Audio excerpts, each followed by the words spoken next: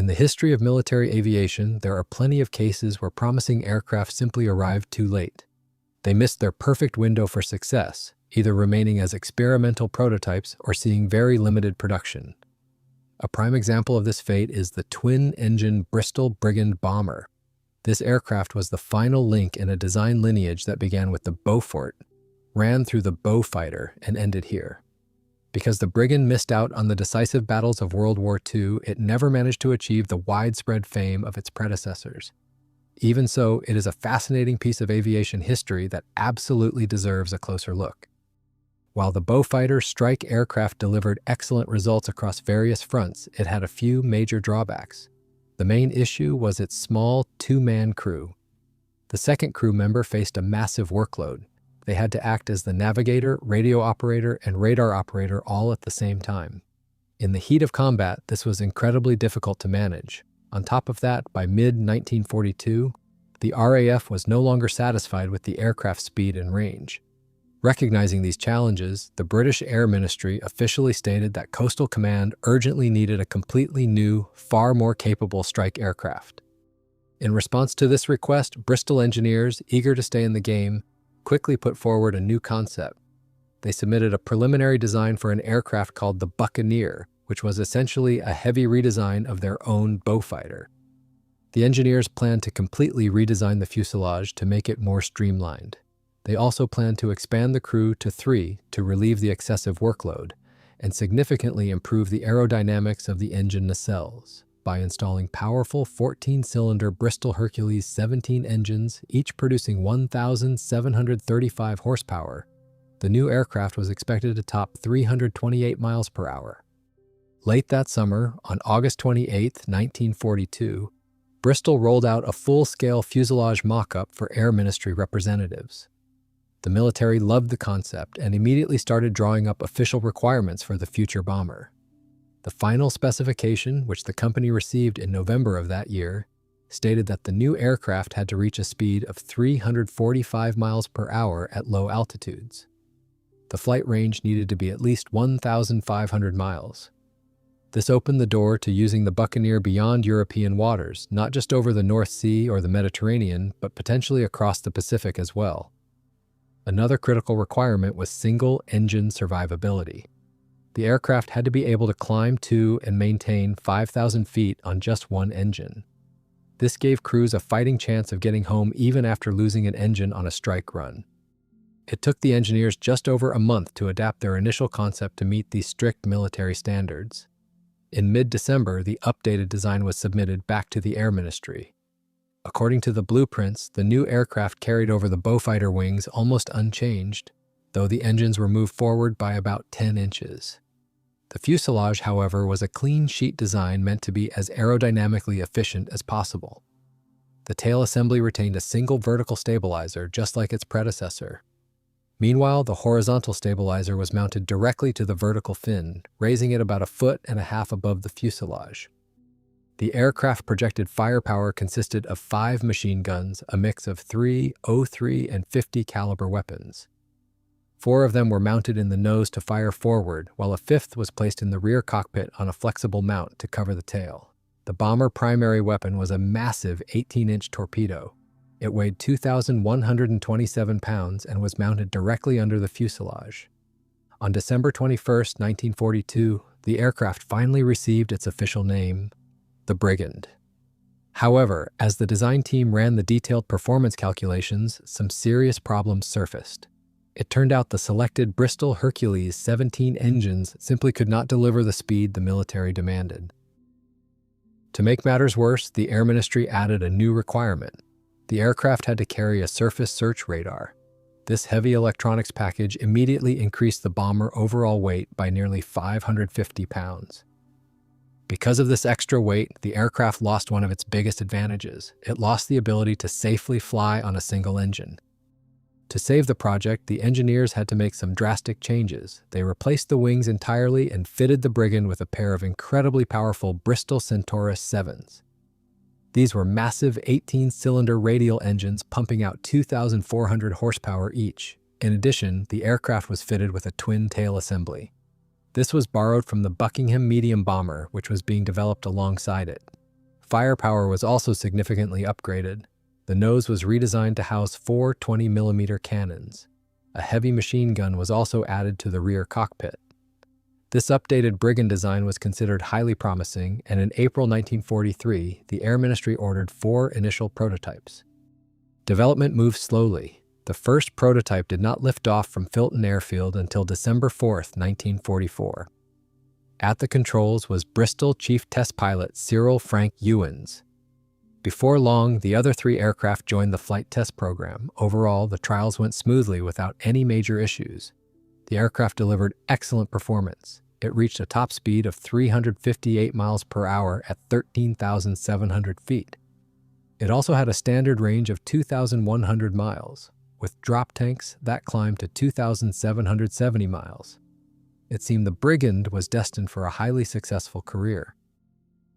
However, with World War II drawing to a close, there was little appetite left for mass-producing a new bomber.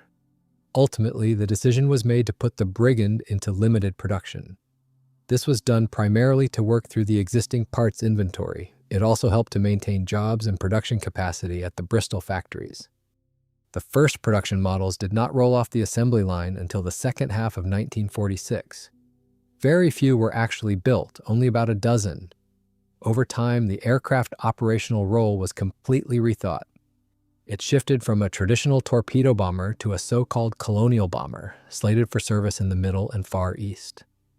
RAF squadrons in those regions needed new aircraft as quickly as possible. Their Mosquitoes, built largely from wood and glues, were coming apart in the tropical heat and humidity. The new bomber variant, designated B Mark I, differed from its predecessor primarily in cosmetic details. For example, designers updated the center section of the canopy to make it easier for the crew to bail out in an emergency. Since encountering enemy fighters was unlikely in its new operating theaters, they decided to remove the rear defensive machine gun. The weapon stations were also changed. Instead of the torpedo crutches under the fuselage, they installed 4 bomb racks. They also added launch rails under the wings for 8 60-pound unguided rockets. In total, 104 of these bombers were produced between 1947 and 1949. In the spring of 1948, the third variant of the Brigand was introduced. This was a dedicated and completely unarmed aircraft designated MET Mark III. It was created exclusively for weather reconnaissance. To carry out its specific mission, this aircraft was fitted with extra fuel tanks for long-endurance flights. It also featured heavy-duty anti-icing systems and a full suite of meteorological equipment. Over the next 2 years, 16 of these reconnaissance aircraft were built.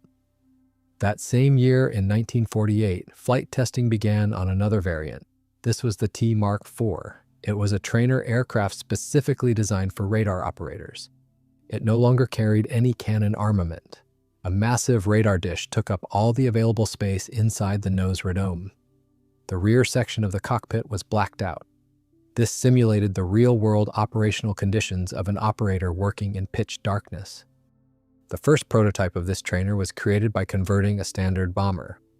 By December 1951, a total of 33 previously built B Mark I aircraft had been converted to this standard. Additionally, Bristol produced 9 brand-new, purpose-built airframes of this trainer variant. The final stage in the evolution of the Brigand was the T Mark V variant, installing an even more advanced radar with a much larger dish, forced engineers to completely redesign the shape and dimensions of the nose of the aircraft. During 1954 and 1955, Marshall Aerospace converted at least 23 aircraft to this specification. Most were rebuilt from the previous trainer variant. A few airframes, however, were converted directly from the older bombers. Because of their relatively small numbers, the TF Mark I variant of the Brigand was used exclusively at test centers. Rumors that a few of these aircraft saw combat with coastal command squadrons have never been officially confirmed. Instead, they were heavily involved in various experiments. At some bases, they tested new aerial torpedoes. At others, they tested rocket ordnance. In 1949, one of the airframes was handed over to Folland. They used it for a critical testing program. This involved evaluating a steam catapult specifically designed for the newest British aircraft carriers. To ensure the aircraft could survive the immense structural stress of catapult launches, its airframe was heavily reinforced with thicker skinning. Special catapult attachment points were also installed. To simulate a high maximum takeoff weight, internal ballast tanks were mounted and filled completely with water. The following year, in 1950, Bristol prepared another Brigand for a series of flight tests. These tests evaluated the powerful Centaurus 633 radial engines. These engines were intended for the upcoming Bristol Britannia airliner. However, engineers soon decided to equip the airliner with Proteus turboprops instead. Because of this, the test program for the Brigand was permanently canceled. The fate of some of these airframes was quite tragic. 2 TF Mark I aircraft were lost during flight operations. One crashed during takeoff in the fall of 1946 at RAF Farnborough. Another crashed in the summer of 1947 at RAF Boscombe Down, killing both crew members. However, one of the aircraft remained in service for a surprisingly long time. Right up until 1959, it was actively and successfully used in a test program for rocket-assisted takeoff boosters. The first Royal Air Force unit to be equipped with the B Mark I version of the Brigand bomber was No. 228 Operational Training Squadron. In the late summer and early fall of 1948, this unit received 9 brand new aircraft.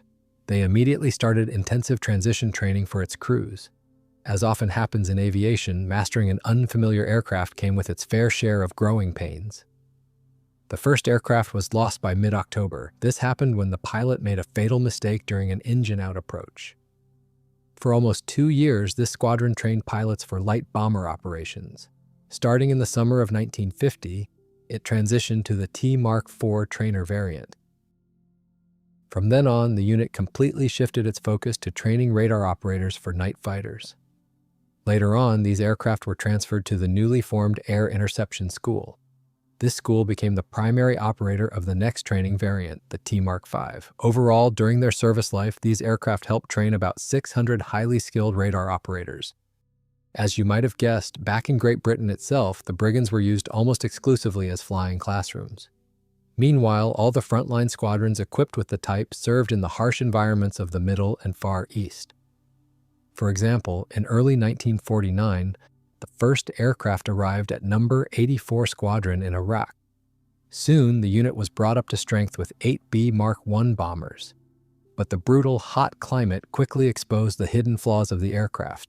The hydraulics were constantly failing. The situation was made much worse by a chronic shortage of spare parts.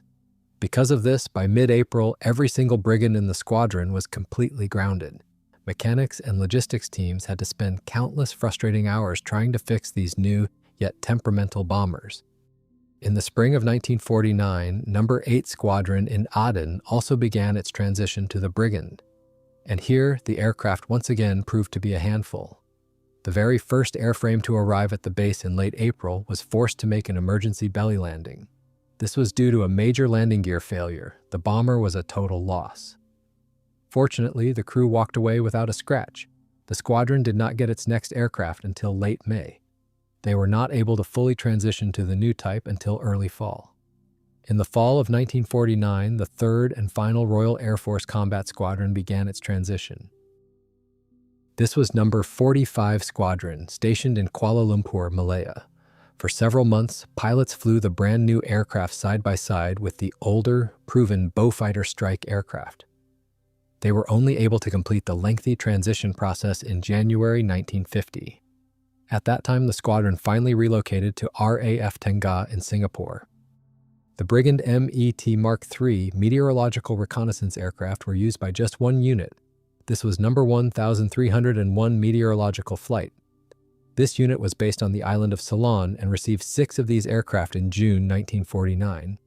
Their main task was studying monsoon patterns over the Indian Ocean. However, the service life of these aircraft in Ceylon turned out to be quite short.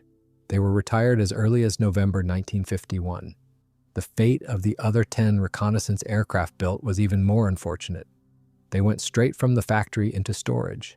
There, they sat idle for a few years before simply being scrapped. In late 1948, 2 Brigand B Mark I bombers were delivered to the Pakistani Air Force.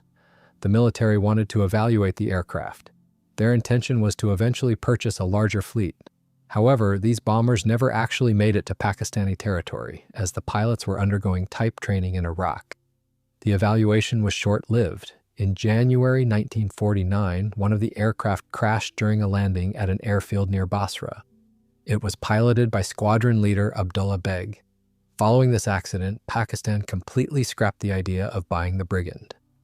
The second aircraft remained intact and was returned to the British. Interestingly, the Brigand was originally designed to deliver heavy anti-shipping torpedo strikes, but in actual combat, it was used exclusively for counterinsurgency operations. This happened during Britain's gradual withdrawal from its overseas commitments in the post-war years. The aircraft saw its true baptism of fire in the skies over Somalia. In late 1949, the British were withdrawing their forces from the region. To provide air cover, a flight from No. 8 Squadron was deployed to Mogadishu. It was later reinforced by 4 more Brigands from another unit. The local insurgents lacked anti-aircraft capabilities, so the Brigands never took hostile fire. Despite this, the RAF still lost 2 airframes in Somalia. The first went missing with its entire crew in late December during a routine coastal patrol. The second aircraft made a hard belly landing in the spring of the following year due to a major hydraulic failure. Repairing the twin-engine bomber in the middle of a field was impossible, so the aircraft was abandoned. However, this happened only after all its weapons and valuable equipment were salvaged. Once the evacuation from Somalia was complete, the squadron continued its relatively quiet service with the Brigand at Aden. Meanwhile, the rest of the fleet was deployed to Malaya. Meanwhile, in Malaya, starting in late 1949, the RAF was heavily involved in a massive military operation. This operation was aimed at crushing the local communist insurgency. Initially, they operated just a single Brigand, preferring the time-tested Bristol Beaufighter. However, by February 1950, those legacy aircraft had flown their final combat mission, and the pilots transitioned exclusively to the Brigand. In the spring, other units redeploying from Iraq joined the combat operations. Just like on their previous deployments, the main cause of losses was not enemy fire, but constant mechanical failures and ordnance malfunctions. Squadron leader Arthur Stephen Blythe had a particularly rough streak. In the span of just a few days, his aircraft sustained severe damage twice. This was due to premature bomb detonations right beneath the plane. During the second incident, the airframe was damaged so severely that it had to be completely written off. Miraculously, the crew survived, but not everyone was so fortunate. In the summer of 1950, tragedy struck. One of the bombers slammed into a mountainside at high speed while pulling out of a dive. None of the crew survived. That same month, another crew was lost in action flying a different Brigand. As the insurgents became more active and captured new territory, the British had to significantly increase their sortie rates. In 1950 alone, crews flew almost 1,200 combat sorties in the Brigand. Naturally, this punishing operational tempo in an extremely hot and humid tropical climate quickly took a toll on the airframes. It turned out that the tropical moisture was rapidly corroding the air brake mechanisms, making them fatal to deploy in flight. As a result, command officially banned pilots from using these brakes during maneuvers. But the problems did not end there.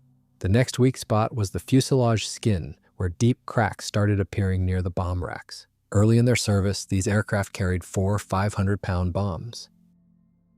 But once the cracks were discovered, their combat payload had to be immediately reduced. They were now restricted to carrying just 1 500-pound and 1 1,000-pound bomb. When even this lighter load failed to stop the airframe from cracking, the payload was slashed to an absolute minimum of just 2 500-pound bombs. To make up for this massive drop in the Brigand striking power, mechanics from No. 45 Squadron came up with an ingenious modification. They designed and installed custom twin-tier launchers for unguided rockets. Thanks to this modification, a single bomber could carry 16 underwing rockets instead of the usual 8. This significantly boosted its firepower. However, the weapons issues were far from over. Due to the intensely humid tropical climate, the cannon barrels degraded rapidly. They had to be replaced after firing just 500 rounds. The situation became truly critical in the winter of 1951. 2 Brigands were lost in mid-air with their entire crews when shells prematurely detonated inside the cannon barrels. After these tragic losses, firing the cannons was strictly forbidden. This ban remained in place until early summer. June of that year proved especially tragic for both squadrons operating in Malaya. On the first of the month, one of the bombers crashed on approach to land. Following an engine failure, all 3 crew members were killed in the resulting crash. Just 4 days later, another aircraft from the same squadron went down. This time, one of the engines completely separated from the wing in mid-flight. The pilot was incredibly lucky and managed to bail out, but tragically, the navigator was killed. Notably, during the Malayan campaign, these bombers often flew with a crew of just 2, even though the flight manual required 3. On June 15th, yet another aircraft was lost to the exact same failure. This alarming string of crashes forced command to immediately pull the Brigands from a massive military operation. This operation was aimed at clearing guerrilla units from the Johor region. On June 18th, the entire fleet was grounded until engineers could determine the root cause of the accidents. The subsequent investigation revealed a catastrophic flaw. Engineers discovered that after 400 flight hours, microcracks began forming in the propeller blades. This induced severe vibrations that eventually caused the engine mounts to fail. It literally tore the engines off the wings. British engineers worked quickly to replace the defective props and engine mounts. By July 12th, a pair of modified Brigands were back in the air, hitting enemy positions in the Sungai Siput area. Over time, the number of combat sorties steadily increased, and their area of operations expanded significantly. The bombers initially flew exclusively out of RAF Tengah. However, by the second half of 1951, the squadrons were also actively operating from air bases in Kuala Lumpur and Butterworth. Combat activity peaked in November. This coincided with massive British retaliatory operations. These operations followed the assassination of the High Commissioner of Malaya, Henry Gurney, in early October. However, despite this high operational tempo, the combat career of the Brigand was inevitably nearing its end. In early 1952, the 45th Squadron began to re-equip. The old aircraft were replaced by new twin-engine, piston-powered fighter bombers. These were the de Havilland Hornets. Interestingly, the unit flew its last combat mission in the Brigand on February 7th. This happened exactly 2 years to the day after flying their previous aircraft, the famous Beaufighter, in combat for the final time. All remaining airworthy Brigands were transferred to their sister unit, the 84th Squadron. In the spring, the unit was split into 2 separate flights. These flights rotated on combat alert at the Kuala Lumpur Air Base. By summer, however, brand new Hornets were deployed there. All the aging Brigands were then consolidated back in Singapore. The only combat loss during this entire period was a single bomber. It crashed on May 3rd while attacking enemy positions near Lake Chendero. Right after the aircraft fired its rockets, its right wing suddenly sheared off. Tragically, the 2 crew members were not the only ones killed. A maintenance technician was also on board as a passenger. He had practically begged the pilot to take him along on a live combat sortie. He just wanted to see it for himself. Later that year, on December 20th, another Brigand crashed during a routine training flight. The scenario repeated itself with a horrifying similarity.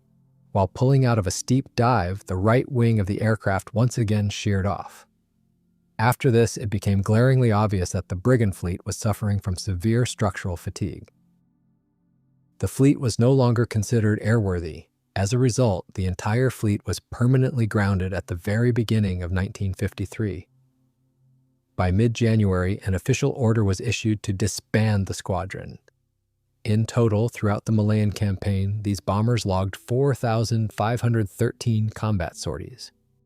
Giving a fair and definitive assessment of the Brigand is actually pretty difficult. The truth is, the aircraft never really got the chance to prove itself in the role it was originally designed for. Without a doubt, a major factor in its notoriously high accident rate was the incredibly harsh tropical climate of its operational theater. On top of that, the situation was severely compounded by a poor maintenance infrastructure. This infrastructure simply could not properly sustain these aircraft so far from home. However, if you look at the first-hand accounts of the pilots who actually flew the Brigand, their impressions were overwhelmingly positive. Crews especially praised its smooth handling characteristics and excellent cockpit visibility. They also highlighted its rock-solid stability during weapons delivery. This made it an excellent weapons platform. It is worth noting one more important detail. Historical records show almost no mention of serious incidents or crashes involving the trainer variants of the Brigand. When these aircraft were stationed back on home soil, the climate was mild and the airfields were fully equipped. In these conditions, they proved reliable and gave their crews very little to complain about.